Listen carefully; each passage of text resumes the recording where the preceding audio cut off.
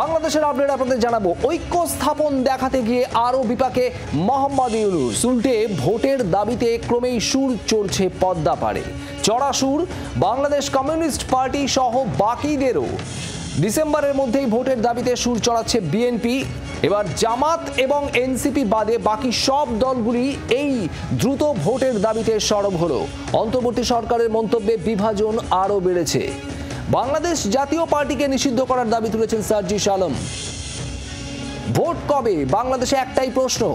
এই মুহূর্তে বিএনপি সহ দেশের প্রায় অধিকাংশ রাজনৈতিক দল তারা ডিসেম্বরের মধ্যেই নির্বাচন করার বিষয়ে সরব। গতকালের বৈঠক আর সেখানেও এই দাবিতেই সুর চড়েছে মোহাম্মদ ইউনূসের সামনে।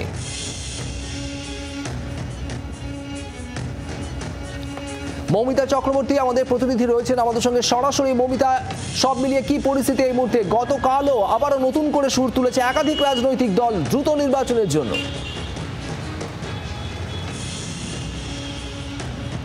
দেখো, বিএনপি যেভাবে সুর চড়িয়েছিল, বিএনপি বারবার করে বলে এসছেন যে ডিসেম্বরের মধ্যে ভোট করতে হবে।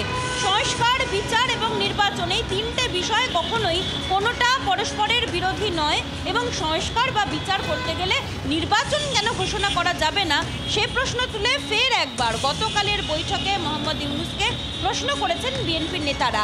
থেমে থাকেননি অন্য রাজনৈতিক দলও। অন্য রাজনৈতিক দল মানে বাংলাদেশের এনসিপি এবং জামাত শিবির বাদ দিয়ে সমস্ত রাজনৈতিক দল সরব হয়েছেন ভোটের দাবিতে এবং তাদের বক্তব্য ডিসেম্বরের মধ্যেই ভোট করতে হবে। আরও এক ধাপে গিয়ে বাংলাদেশ কমিউনিস্ট পার্টির নেতারা তারা বলেছেন যারা এই মুহূর্তে অন্তর্বর্তীকালীন সরকারের দায়িত্বে রয়েছেন তাদের অধিকার নয় জাতীয় সুরক্ষা নিয়ে ছেলেখেলা করার। তারা কিভাবে করিডোর মুক্ত করে দিচ্ছেন, আরাকান আর্মির ভয়াবহতা নিয়ে তারা সতর্ক করেছেন এবং অন্তর্বর্তী সরকারের উপদেষ্টাদের এক একজনের মন্তব্য, সেই মন্তব্য আরও বিদ্বেষ বিভাজন বাড়াচ্ছে বলে অভিযোগ করেছেন তারা।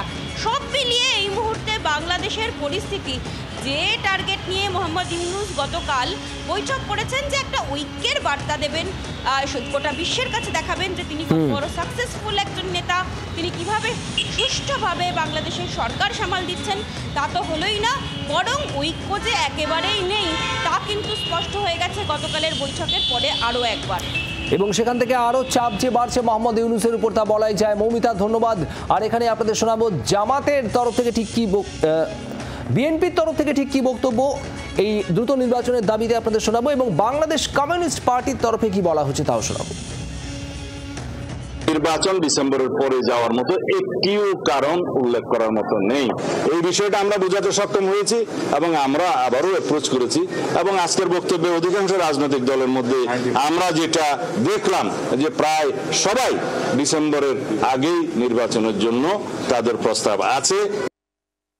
আমরা বলেছি ডিসেম্বরের আগেই নির্বাচনের তারিখ সুনির্দিষ্টভাবে ঘোষণা করতে হবে এবং নির্বাচনের তারিখ ঘোষণার মধ্য দিয়ে সংস্কার প্রস্তাবকে এগিয়ে নিয়ে যেতে হবে এবং বিচারকে দৃশ্যমান করতে হবে। বন্দর এবং করিডোর, সামরিক করিডোর দেওয়ার যে চক্রান্ত, সেগুলো বন্ধ করতে হবে। এটা অন্তর্বর্তীকালীন সরকারের দায়িত্ব না। আমরা বলেছি অন্তর্বর্তীকালীন সরকারের উপদেষ্টাদের বক্তব্যে বিভাজন তৈরি হয়েছে। বাংলার আওয়াজ, বাঙালির আবেগ, জি 24 ঘন্টা।